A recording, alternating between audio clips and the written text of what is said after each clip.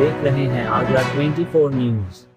खेरागढ़ नगर पंचायत के नगला उदया गांव में वर्षों पुरानी संविधान निर्माता डॉक्टर भीमराव अंबेडकर की प्रतिमा और स्थल का जीर्णोद्धार और सौंदर्यीकरण का कार्य चेयरमैन सुधीर गर्ग गुड्डू द्वारा कराया, जिसका लोकार्पण सोमवार को डॉक्टर भीमराव अंबेडकर की 134वीं जयंती पर बाल विकास, पुष्टाहार एवं महिला कल्याण मंत्री बेबी रानी मौर्य, सांसद राजकुमार चाहर और विधायक भगवान सिंह कुशवाहा द्वारा किया गया।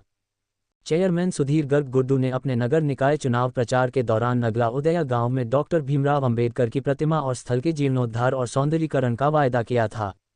जनता से किया वायदा उन्होंने निभाया।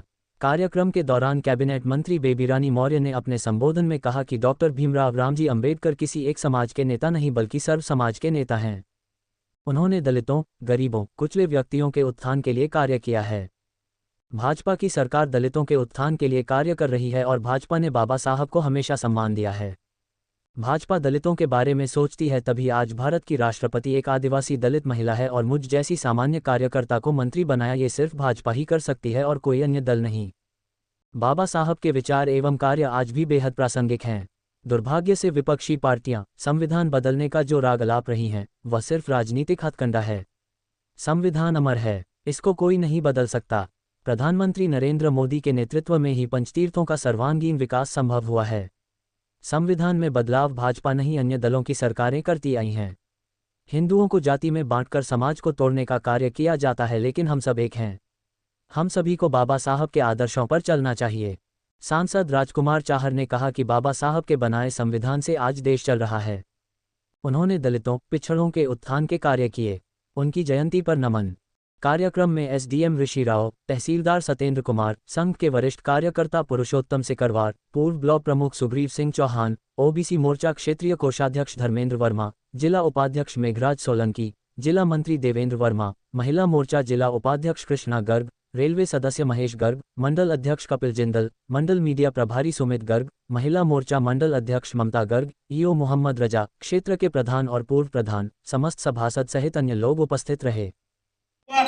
उसमें माननीय सांसद जी पधारे अतिथि के रूप में, मैं उनका आभार व्यक्त करता हूं, अभिनंदन करता हूं और मैं माननीय सांसद जी से आग्रह निवेदन करता हूं कि 2 शब्द अपने सब हम लोगों के बीच में व्यक्त करें। माननीय सांसद जी,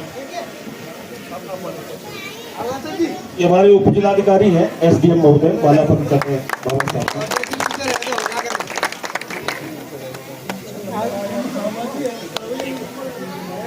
मेरे साथ नारे लगाएंगे। बोलिए बाबा साहेब, बाबा साहेब, बाबा साहेब। आज बहुत खुशी का दिन है, प्रसन्नता का दिन है और मेरे लिए तो आज बहुत ही अच्छा दिन है कि आज जब मैं सुबह अजीत नगर गेट घर से निकला तो बाबा साहब भीमराव अंबेडकर जी की आज 134वीं जयंती है। तो सबसे पहले तो बाबा साहेब भीमराव अंबेडकर जी की 134वीं जयंती पर आप सभी को और सभी देशवासियों को बहुत बहुत शुभकामनाएं, बहुत बहुत बधाई कि आज बाबा साहब भीमराव अंबेडकर जी ने आज जन्म लिया और बाबा साहब भीमराव अंबेडकर जी की प्रतिमा का आज अनावरण नगला उदया में बाबा साहब अंबेडकर पार्क में अभी हुआ है। मैं आज सुबह घर से भी जब निकला तो मेरे घर के समक्ष बाबा साहब अंबेडकर की प्रतिमा है, कोई पुरानी थी तो आज वहां भी एक भव्य प्रतिमा लगाई गई और उसका भी अनावरण करने का मुझे सौभाग्य मिला। साथियों, आज पूरा देश बाबा साहब भीमराव अंबेडकर जी की जयंती को धूमधाम से मना रहा है। एक तरह से मैं कहूंगा ये त्योहार जैसा दिन है।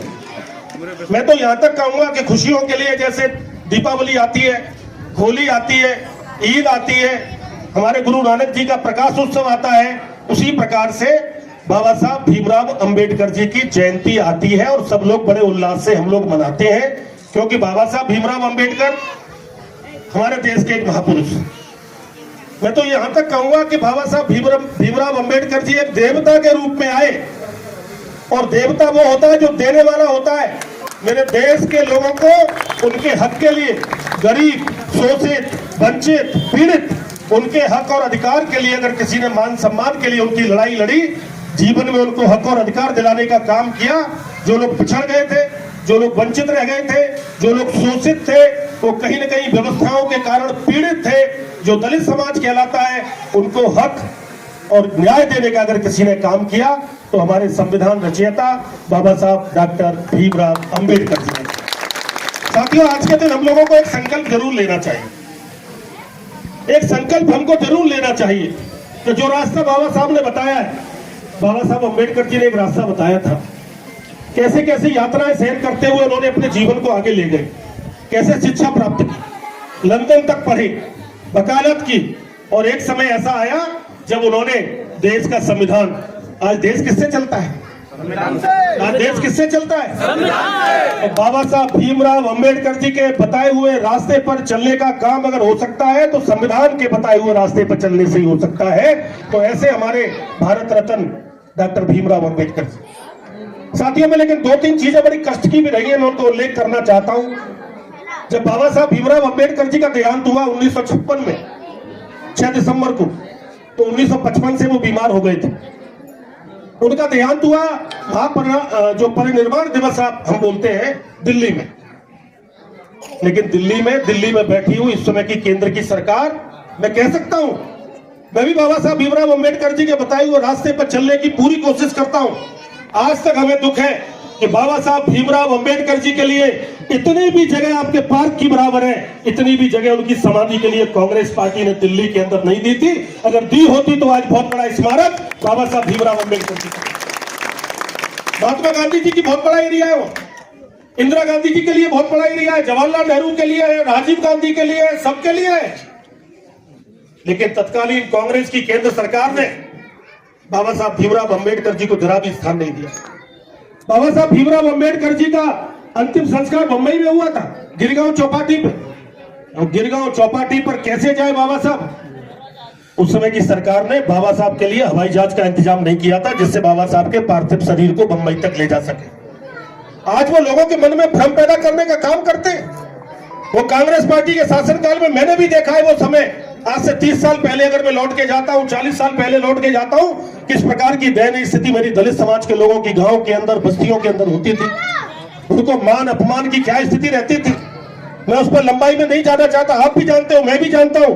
लेकिन आज परिवर्तन का समय है, और आज जहां बाबा साहब ने जन्म लिया महू में, मध्य प्रदेश के अंदर, जहां बाबा साहब ने शिक्षा ग्रहण की, वकालत की, लंदन के अंदर जहां बाबा साहब ने पढ़ाई पढ़ी, जहां बाबा साहब का परिनिर्वाण हुआ, आज 5 स्थानों पर, और जहां बाबा साहब ने दीक्षा ली, आज 5 स्थानों पर पंच तीर्थ बनाने का काम, भव्य इमारत बनाने का काम देश के प्रधानमंत्री नरेंद्र मोदी जी ने किया है। आप लोग ये उठा के देख सकते हैं, केवल नरेंद्र मोदी जी ने किया। आज पंच तीर्थ कहलाया, जो भी स्थान बाबा साहब से जुड़े हुए हैं सभी पर भव्य इमारत, स्मारक बनाने का काम देश के प्रधानमंत्री नरेंद्र मोदी जी कर रहे हैं।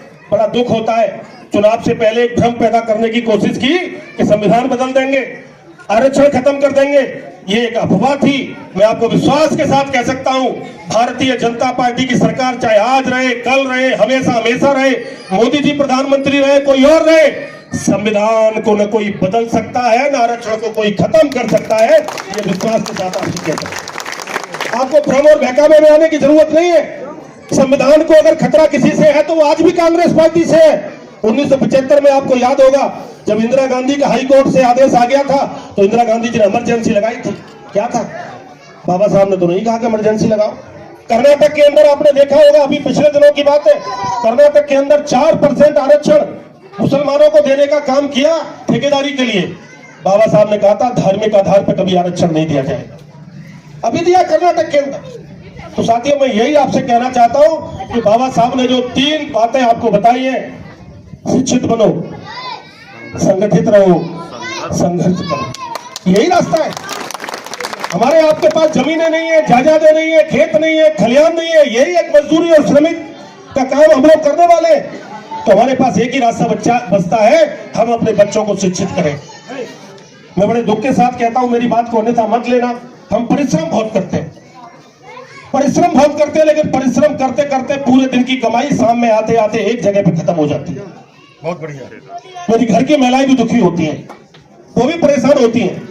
तो बाबा साहब भीमराव अंबेडकर जी के जन्मदिन के अवसर पर हम आज संकल्प ले, हम अपने बच्चों को शिक्षित करेंगे, हम एकत्रित रहेंगे और हम संघर्ष करेंगे अपने हक और अधिकार को पाने के लिए। हम लोग मिलकर संघर्ष करेंगे, ये हमको संकल्प करना चाहिए।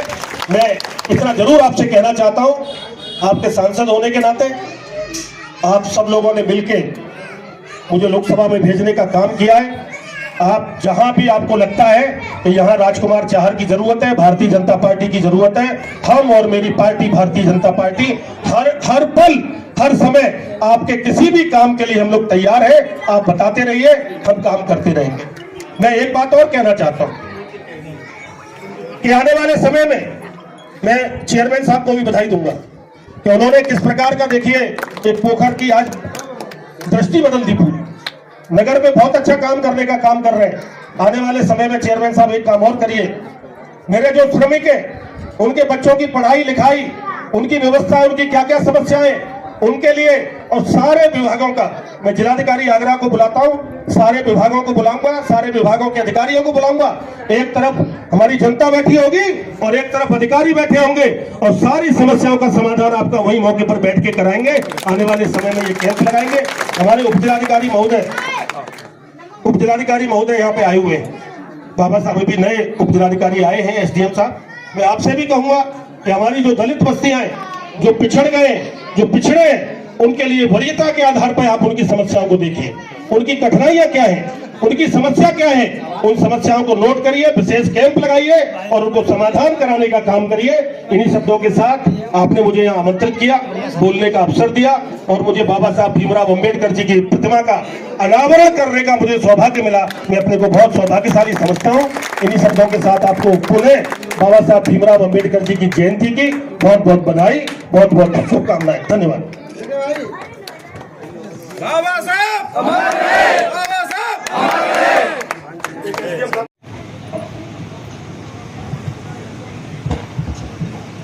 बोलो भारत माता की, बाबा साहेब अमर रहे, बाबा साहेब अमर रहे। आज यहाँ खेरा नगर पंचायत के अंतर्गत आने वाले इस नगला मैया के पंडाल में पधारी हमारी इस लोकार्पण कार्यक्रम में मुख्य अतिथि इस उत्तर प्रदेश सरकार की कैबिनेट मंत्री परम आदरणीय देवी रानी मौर्य जी, कार्यक्रम के अध्यक्ष हमारे गुरुजी पुरुषोत्तम सिकरवार जी, इस कार्यक्रम के विशिष्ट अतिथि मंचासीन हमारे प्रिय मित्र पूर्व ब्लॉक प्रमुख पनाट सुब्रीत सिंह चौहान जी एवं हमारे साथ इस नगर पंचायत में कंधे से कंधा मिलाकर सहयोग कर रहे हमारे सभी सभासदगण, हमारी मातृशक्ति, क्योंकि माननीय मंत्री जी को अन्य के कार्यक्रमों में जाना है, पहले से काफी विलंब हो चुका है, तो सभी के नाम मैं बिल्कुल सम्मानपूर्वक सम्मानित मंच और सम्मानित ये प्रांगण में बैठे मेरे देवतुल्य जनता जनार्दन सभी का यहाँ पे बहुत बहुत अभिनंदन करता हूँ, बहुत बहुत स्वागत करता हूँ। क्योंकि अभी आप सब लोगों के सामने माननीय मंत्री जी ने जो नगर पंचायत के द्वारा बाबा साहेब भीमराव अंबेडकर जी की जो प्रतिमा, जिसका लोग दोबारा से जिसका जीर्णोद्धार हुआ है, उस वाटिका का जीर्णोद्धार हुआ है, उसका लोकार्पण किया। इसके आप सब लोग साक्षी बने। आज का ये कार्यक्रम एक ऐसे अवसर पर हो रहा है, ऐसे महापुरुष के जयंती पर हो रहा है जिन्होंने इस देश के संविधान की रचना की और उन्होंने इस देश में शोषित, वंचित, पिछड़े, कमजोर वर्ग के हर व्यक्ति को अधिकार दिया। क्योंकि इतना उनका बड़ा व्यक्तित्व है, इतना महान व्यक्तित्व है कि उसके बारे में जितना कहा जाए कम है।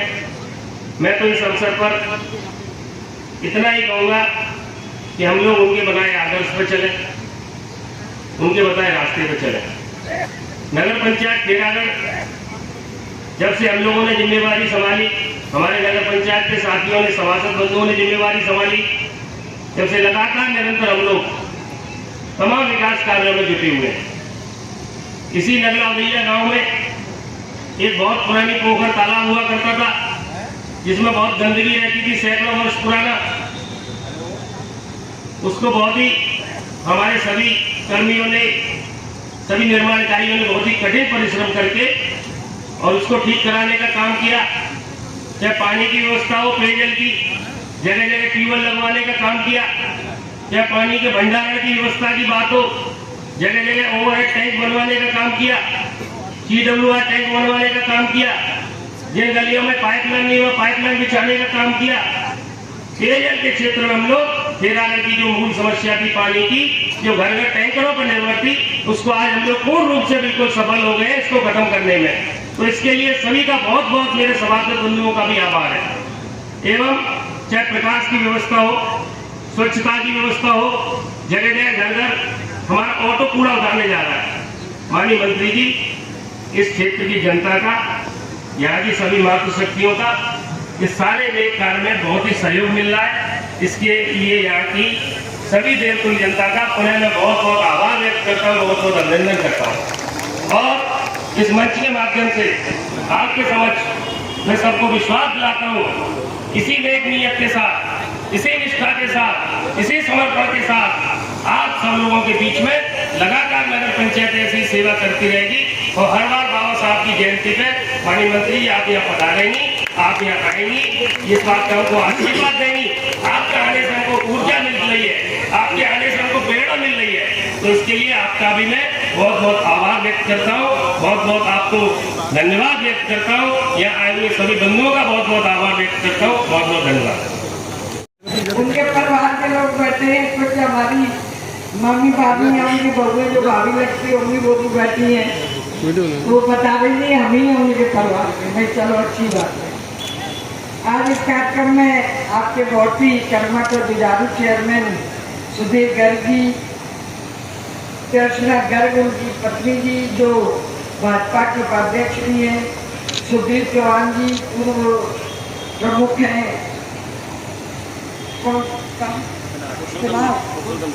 बिहार के पुरुषोत्तम जी बैठे हैं, हमारे बड़े वरिष्ठ कार्यकर्ता। मैं आगरा की मेहरबानी तब भी आप हमारे स्वीकार करता और आज बहुत ही वरिष्ठ कार्यकर्ता है। सुरेंद्र लवानिया जी बैठे हैं, भाजपा मंडल के कपिल जिंदल जी बैठे हैं, महेश गर्ग जी रेलवे बोर्ड के सलाहकार हैं, स्वच्छता निर्भर ममता गर्ग कौन है? वाह, देखिए आप ही के कारण 7-8 लोगों को स्वच्छता का वो मिला है सम्मान, बड़ी अच्छी बात है। सुनीता भास्कर जी जो पार्षद बैठी थी अभी, बच्चू मास्टर जी, सतीश भास्कर, रामबाग त्रिपाठी, नरवेल वर्मा एवं सभी सभासद और सभी खेलाकर के मेरे भाइयों और बहनों, ऐसा के अभिनेता मोहम्मद रजा, प्रमुख समाज सेवी अनुलाल गोयल, प्रधान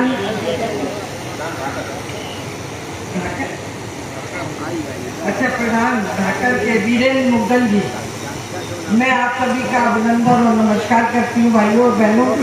मैं आपको बताना चाहती हूँ कि बाबा भीमराव अंबेडकर की आज जो जयंती मन रही है वो केवल भारत में नहीं बन रही, दुनिया के 128 देशों में बन रही। इतने महान बाबा साहब जिनके बारे में लिखा गया है कि पसीने की स्याही से जो लिखते हैं अपने इरादों को, पसीने की स्याही से जो लिखते हैं अपने इरादों को, उनके मुकद्दर के पन्ने कभी कोरे नहीं होते। ऐसे बाबा भीमराव अम्बेडकर। आज मैं समरसता भी देख रही हूँ, मुझे लग रहा है कुछ नीति का भेदभाव भी नहीं है। यहाँ का जाटक समाज बैठा है तो हमारा बनिया समाज भी बैठा है, ठाकुर समाज भी बैठा है, ब्राह्मण समाज भी बैठा है। बाबा साहब यही तो चाहते थे कि सब एक हो जाएं, एक मिल के रहें, एक साथ काम करें। और आज मैं उदैया नगले में वो दृश्य देख के मुझे बहुत अच्छा लग रहा है। और अभी बाबा साहब की जो एक झांकी गई है, ऐसा पूरा आगरे में उमड़ा हुआ है ये सब। मैं इतनी जगह होके आ रही हूँ, बिल्कुल पूरा उमड़ा हुआ है। तो मैं ये बताना चाह रही हूँ कि अब बाबा साहब कोई एक समाज के नहीं है, एक जाति के भी नहीं है। उन्हें केवल हम जाटव समाज का मान लें या जाटव जाति का मान लें। बाबा साहब तो एक अर्थशास्त्री थे जिन्होंने पूरे भारत को अर्थशास्त्र का ज्ञान दिया। उन्होंने बताई कि इकोनॉमी को कैसे बढ़ाना है, हमें आर्थिक रूप से भारत कैसे मजबूत हो। और उन्हीं के नाम पे हमारे प्रधानमंत्री जी ने भीम ऐप चलाई। मैं बाबा साहब की जीवनी के बारे में आपको नहीं बताऊंगी, आप सब जानते हैं कि किन परिस्थितियों में उनका जन्म हुआ, कैसे वो पढ़े, कैसे विदेश गए। लेकिन मैं आपको ये बताना चाहती हूँ, क्योंकि मैं भारतीय जनता पार्टी से आती हूँ और यहाँ बहुत सारे मेरे कार्यकर्ता भारतीय जनता पार्टी के बैठे हैं, कि बाबा साहब के लिए भारतीय जनता पार्टी ने क्या किया है, नरेंद्र मोदी प्रधानमंत्री जी ने क्या किया है। मैं वो बातें आपको बताना चाहती हूँ, क्योंकि भाइयों आप लोगों को ये पता रहना चाहिए कि बाबा साहब अम्बेडकर के गुरु भी भगवान बुद्ध थे। उन्होंने बुद्ध धर्म की दीक्षा लेके शांति और अहिंसा का पाठ भारत में हो, सब उनका जो नारा था वो बड़ा सार्थक था। संगठित रहो, संघर्ष करो और आगे बढ़ो। संघर्ष का मतलब ये नहीं कि जातियों से लड़ना है हमें, संघर्ष का मतलब है हमें कुरीतियों से लड़ना है। जो कुरीतियां व्याप्त है वो कैसे खत्म है, उन्हें खत्म करना है। और संगठित रहेंगे तो सब लोग, देखो भैया, अगर वो संगठित है और आप भी संगठित हैं तो कोई किसी से नहीं लड़ेगा।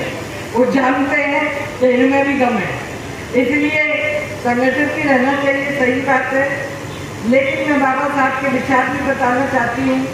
बाबा साहब का कहना था कि किसी भी समाज का मूल्यांकन वहाँ की उस समाज की महिलाओं से होता है, उस समाज की महिलाओं की क्या स्थिति थी उससे होता है। उनका मानना था कि महिला की उन्नति तभी संभव है जब उन्हें घर परिवार और समाज में बराबरी का दर्जा मिलेगा। डॉक्टर अम्बेडकर ने महिला की शिक्षा और आर्थिक रूप से सशक्त करने पर जोर दिया।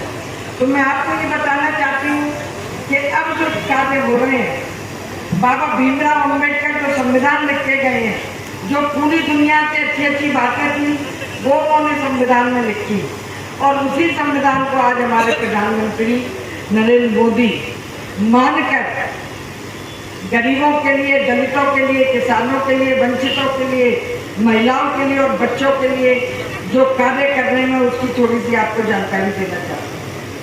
हम अगर वही आगे लाते रहेंगे, वही रोजाना रोते रहेंगे कि छुआछूत में वो जिए, छुआछूत में उनको ये हुआ वो। अब हमें उस परिस्थिति से आगे निकलना है, बहुत आगे निकल भी गए। अब उन बातों को पीछे छोड़ दो, जो हो गया तो हो गया। लेकिन अब हम आगे कैसे बढ़ें, हमारे बच्चे तरक्की और उन्नति कैसे करें।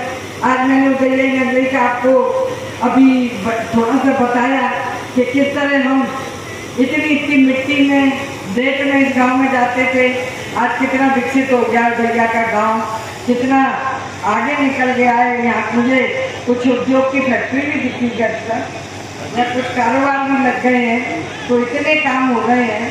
तो इसी तरह हम लोगों को भी आगे बढ़ना चाहिए। बताइए, चमड़े के गलीचे, जैकेट और क्या क्या कारोबारियाँ हो रहा है, तो वो बड़ी बात है। इससे बहुत लोगों को कारोबार भी मिल रहा होगा, व्यापार भी मिल रहा होगा और लेबर भी मिल रही होगी, जिससे उनके घर चल रहे होंगे। भारत में फिर से धम्म की ज्योति जगी है, और ये धम्म की ज्योति ये बाबा साहब ने जब कहा कि मैं अपना शेष जीवन बौद्ध धर्म के पुनर्जागरण के प्रचार में बिताऊंगा, तो प्रधानमंत्री जी उसी बाबा साहब के विचार को लेके 23 में उन्होंने पहली बौद्धों की जो दुनिया की समिट हुई थी उसमें वो गए, उसमें प्रतिभाग किया, उन्होंने मेजबानी की, उन सबको भारत बुलाया और बौद्ध धर्म को आगे बढ़ाने के लिए, उसे सम्मान देने के लिए नरेंद्र मोदी ने बौद्ध समिट किया। 24 में एशियाई बौद्ध समिट का हुआ, एशिया के लोग आए, बौद्ध धर्म के लोग माने गए। ये बाबा साहब का तो सपना था कि बौद्ध धर्म भारत में पनपे। सारनाथ, बौद्ध गया, वैशाली, कुशीनगर और विक्रमशिला जैसे बौद्ध स्थलों का अगर निर्माण कराया है तो वो आदरणीय प्रधानमंत्री जी ने कराया है। रोजगार रोजगार को गति देने की बाबा साहब बात करते थे।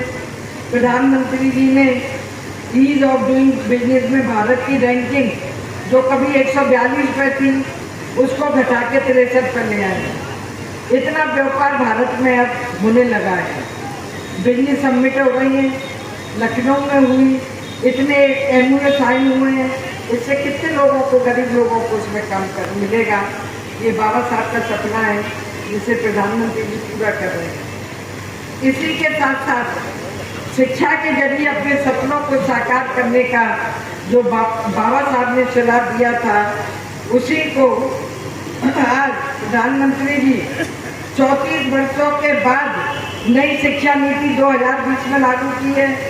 मेडिकल की सीटें दुगनी हुई हैं और 2024 तक 7 नए IIT कॉलेज यूनिवर्सिटी, 8 नए IIM और 15 नए एम्स की स्थापना हुई है। इतना काम प्रधानमंत्री जी कर रहे हैं। बाबा भीमराव अम्बेडकर का सपना था कि हमारे बच्चे भी IIT पढ़ें, IIM करें, मेडिकल में जाएं, तो उन सब की कॉलेजों की व्यवस्था प्रधानमंत्री जी कर रहे हैं। अभी बता रहे थे कि पानी की व्यवस्था नहीं थी। पानी पता नहीं आप लोग कहाँ से भर के लाते थे। खर्च साहब ने अच्छा है, अच्छी बात की है कि पानी की व्यवस्था की है, लेकिन हमारे बाबा साहब कहते थे कि जल का न्यायपूर्ण वितरण सामाजिक न्याय का आधार है। वो जानते थे क्योंकि उन्हें पानी तक नहीं पीने दिया जाता। लेकिन बाबा साहब ने संविधान लिख के खुद ने तो विष पी लिया, लेकिन सबको अमृत देके गए। आरक्षण की ऐसी व्यवस्था करके गए हैं कि हमारे बच्चे IAS बने, PCS बने, डॉक्टर बने, इंजीनियर बने, और मेरी तरह कोई राजनीति में आए तो उसे भी आरक्षण का लाभ मिले और वो भी गवर्नर बने, जैसे मैं उत्तराखंड की गवर्नर थी इससे पहले और आज मंत्री हूँ आपके बीच में। तो ये बाबा साहब जो करके गए, इसको अगर पूरा कर रहे हैं तो हमारे प्रधानमंत्री नरेंद्र मोदी जी कर रहे हैं। हर घर को नल की जो व्यवस्था की है, हर घर में नल लगेगा, पानी आएगा, कोई भेदभाव की बात ही नहीं रहेगी। ये कार्य हमारे प्रधानमंत्री कर रहे हैं। ये भी वो बाबा साहब का सपना पूरा कर रहे हैं। संविधान की मूल भावना के बारे में मैंने बता दिया कि बाबा साहब जो सबके लिए लिखते गए, और वो कहते भी थे संविधान कोई वकीलों का दस्तावेज नहीं है, ये एक जीवन जीने का माध्यम है और इसकी आत्मा युगों युगों तक बनी रहेगी और आज बनी हुई है। बाबा साहब को गए जब संविधान लिखा होगा तो लगता है 150 साल तो हो ही गए। इस 47 में लिखा गया था, तो बाबा साहब के उस सपने को आज प्रधानमंत्री पूरा कर रहे हैं। इसलिए भाई आप लोगों से मैं ये कहना चाहती हूँ, जितने मेरे जाकर समाज के हैं भाई बहन बैठे हैं, कोई संविधान को बदल नहीं सकता। प्रधानमंत्री खुद कहता है कि मैं चाहूँ तो मैं नहीं बदल सकता। तो केवल आपको बरगलाने का काम किया है कि ये भाजपा संविधान बदल देगी। अरे संविधान बदल देती तो क्या आदिवासी बेटी एक राष्ट्रपति होती है जो सर्वोच्च पद पर बैठी है? क्या जाटक बेटी आपकी कोई राज्यपाल बनती? हम सपने में नहीं सोच सकते थे कि हम राज्यपाल बनेंगे। वो काम भाजपा ने किया है। मंत्री क्या कोई महिलाएं बनती हैं? मुझे मंत्री बना के ये काम किया है। अनेक दलित समाज के भाइयों और बहनों को भारतीय जनता पार्टी सम्मान दे रही है। मैं ये आप लोगों को बताना चाहती हूँ। इसलिए आप किसी के बरगलाने में नहीं आओ, किसी की गुलामी नहीं करनी है। हमें भी पढ़ लिख के आगे बढ़ना है और आगे बढ़ते जाना है।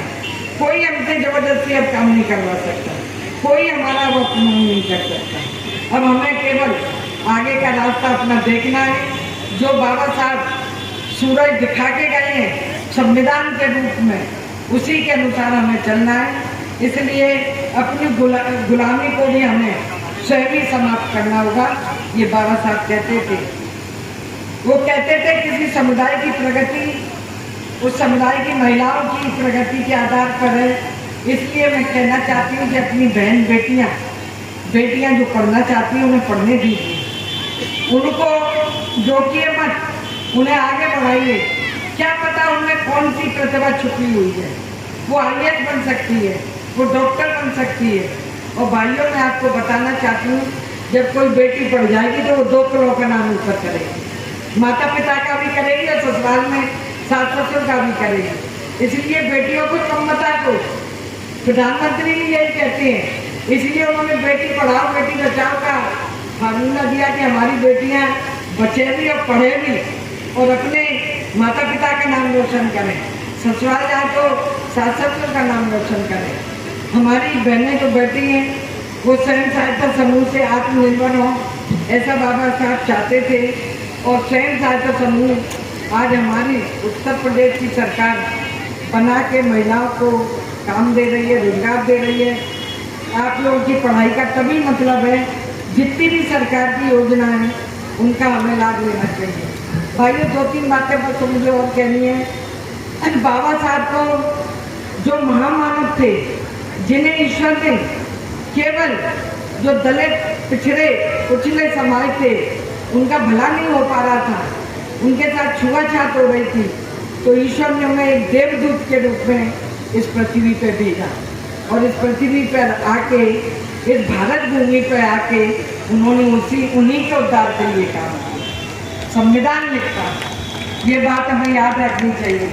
लेकिन मुझे कहने में आज बड़ा दुख हो रहा है कि उनको इतनी सरकारें आई, किसी ने भारत रत्न नहीं दिया। अगर भारत रत्न दिया तो भाजपा समर्थित सरकार वीपी सिंह की सरकार ने उन्हें दिया। सब 90 में उन्हें भारत रत्न मिला। अगर बाबा साहब जहाँ जन्म हुआ, जहाँ पढ़े, जहाँ दीक्षा ली, जहाँ उनकी समाधि है या जहाँ पर उनका जन्म हुआ, ये पंचतीर्थ, नरेंद्र मोदी ने कहा कि वो साधारण मानव नहीं थे, वो महामानव थे। उन्होंने जितने ये हम उनके पंचतीर्थ बनाएंगे, तो पंचतीर्थ बना के उनकी जन्मभूमि मऊ, शिक्षा भूमि लंदन, दीक्षा भूमि नागपुर, महापरिनिर्वाण दिवस भूमि दिल्ली और चैत्य भूमि मुंबई को पंचतीर्थ का नाम दिया। भाइयों बहनों, मैं एक बात और याद दिलाना चाहती हूँ। बाबा साहब महामानव थे। गांधी जी और नेहरू जी के समय वो केवल समाज के लिए, दलित पिछड़े गरीबों के लिए कार्य कर रही थी। वो अपनी बात पर अड़ जाते थे और अपनी बात पे इतना अड़ जाते थे कि उन्होंने अपने मंत्री पद से भी इस्तीफा दे दिया था। जब उनकी मृत्यु हुई, दिल्ली में अंतिम सांस ली, तो कहा गया कि इनकी समाधि भी दिल्ली में बननी चाहिए, लेकिन उनकी समाधि दिल्ली में नहीं बन रही थी और उनको एक प्राइवेट प्लेन से, एक प्राइवेट जहाज से बम्बई भेज दिया, जहाँ उनका अंतिम संस्कार हुआ। और जिस जहाज से वो गए उसका भी उस समय की सरकार ने किराया मांगा। ये कितने दुख की बात है हम लोगों के लिए कि जो महामानव समाज की एकता के लिए, भाई बंधुत्व के लिए, आरक्षण के लिए, कभी और तब की तत्कालीन प्रधानमंत्री भी कहती थी कि मैं अगर प्रधानमंत्री बनी हूँ तो संविधान के कारण बनी हूँ। आज भाइयों, उनकी समाधि दिल्ली में क्यों नहीं होनी चाहिए थी? जब राजीव गांधी की, संजय गांधी की, नेहरू जी की, इंदिरा गांधी की इनकी बन सकती है, तो बाबा साहब की क्यों नहीं बन सकती थी? क्यों नहीं बनने दी इन्होंने भेदभाव किया। इन्होंने बाबा साहब को कि ये ऊंचे, हमसे बड़े नेता नहीं बन जाए, इन्हें ज़्यादा लोग नहीं जाने, इसलिए उनकी समाधि दिल्ली में नहीं बनने दी। ये बाबा साहब का मैं तो कहती हूँ कि उनके मरणोपरांत भी एक तरह से अपमान ही हुआ था। उसको हमें सोचना पड़ेगा। आज ये संविधान की किताब लेके घूम के आपको बरगलाते फिरते हैं कि भारतीय जनता पार्टी संविधान बदल गई। अरे संविधान तो तुम बदलते रहे, इमरजेंसी तुमने लगाई, मेरे बहुत सारे कानून तुमने बदले, बाबा साहब को कोई सम्मान नहीं दिया। उसके लिए हमें आवाज़ उठानी चाहिए, बात करनी चाहिए। मुझे यही आपसे बात करनी थी। हम बाबा साहब के अनुयायी हैं। बाबा साहब जो हमें सपने दे के गए हैं, उन सपनों को हमें समाज को दिखाना है, बड़े बड़े सपने दिखाना है और समाज को, जो दलित है, पिछड़े हैं, उनको आगे ले जाना है, महिलाओं को आगे ले जाना है। तभी हम बाबा साहब के सपने को पूरा कर पाएंगे। यही बात मैं आपसे कहने आई थी। उदैया के, नगला के जितने भी मेरे भाई लोग बैठे हैं, मेरे रिश्तेदार बैठे हैं, उन सब का भी मैं आभार व्यक्त करती हूँ। उन्होंने इतना अच्छा मेरा स्वागत किया, मुझे बुलाया। देखिए आपके विधायक जी भी आ गए, मैं इनका स्वागत करती हूँ। आप सबने मेरी बात सुनी, मैं जैसे आपका आभार व्यक्त करती हूँ। बहुत बहुत धन्यवाद। जय भीम, जय भारत। 40 साल पुराना विवाद चला था आपस में, तो मैंने उन सबको बुलाया, इकट्ठा किया और आपके आशीर्वाद से, आपके सहयोग से वो 40 साल बाद मैं निपटा के आया हूँ। और मूर्ति की अभी काम चल रहा है, वो जो मूर्ति के चबूतरा बनवा करके उसका रास्ता लेकर के जब जवाब था उसको खत्म करा करके उसकी 4 दीवारी बना करके कई बड़ी चीज में स्थापना हम लोग करेंगे। निश्चित रूप से आज इस बार आप लोग खिलाकर में आए, मैं आमंत्रित करूंगा अगली बार कार्यक्रम हम लोग वहाँ बदौली में करेंगे, ऐसा आप उसी में करूँगा। तो वो बहुत सारा विवाद था, बात करके आपको सब संज्ञान होगा। कपिल चंद्र जी हमारे साथ में तो मेडल बची, लेकिन बहुत बड़ा इशू था वहाँ पर, लेकिन आपके सबसे आशीर्वाद से वो निपट गया। लेकिन जल्दी बात करके तो कभी एक कारण में भी एक मूर्ति की आज हम लोग ने प्रतापन किया है, स्थापित किया है। वहाँ 1,05,000 की मूर्ति वहाँ जयपुर से आई है, आज उसको बन रहा है। वो कुछ काम कर रहा था, लेट हो गया था, शाम को 5 बजे वहाँ भी कार्यक्रम रखा हुआ है। साथियों, ज़्यादा बात न कहते हुए यही सब के साथ आप लोग इसी प्रकार से स्नेह बनाए रखें, प्यार बनाए रखें। और निश्चित से आज जो बाबा साहब ने हमको दिया है वो किसी से छुपा नहीं है। आज मैं इस मंच पर इसमें बोलने लायक जो रखा है वो बाबा साहब की देन है, किसी और की देन नहीं सकता। आज संविधान नहीं होता तो भगवान श्री कृष्ण इस मंच पर बोलने का हमें अधिकार नहीं मिलता, ये तो बाबा साहब की देन है। साथियों, निश्चित से अपने महापुरुषों को इसी प्रकार से हम लोग याद करते रहे और निश्चित से इन्हीं का आशीर्वाद, उनका स्नेह है। बाबा साहब वाकई में इतने योग विश्व के माने हुए, जिनको 32 भाषाओं का ज्ञान था और 9 भाषाओं का ज्ञान था, 32 में उन्होंने पीएचडी कर रखी थी उन्होंने। ऐसे शिक्षा में विधि के सलाहकार और तमाम उन्होंने इस देश के लिए किया, वो बहुत भुलाया नहीं सकता। इन सब के साथ अपनी वाणी को विराम देते हुए जय हिंद, जय भारत, जय भीम। साथियों, आज खेरागढ़ में किस प्रकार का कार्यक्रम आयोजित किया गया बाबा साहब की जयंती को लेकर? बाबा साहब की 128वीं जन्म शताब्दी पर बन रहा है और उदैया के नगरा में इतना भव्य और दिव्य बाबा साहब का ये कार्यक्रम हो रहा है। बाबा साहब के जो सपने थे, जो वो हमें बता के गए हैं, उनकी प्रेरणा से हमें आगे बढ़ना है।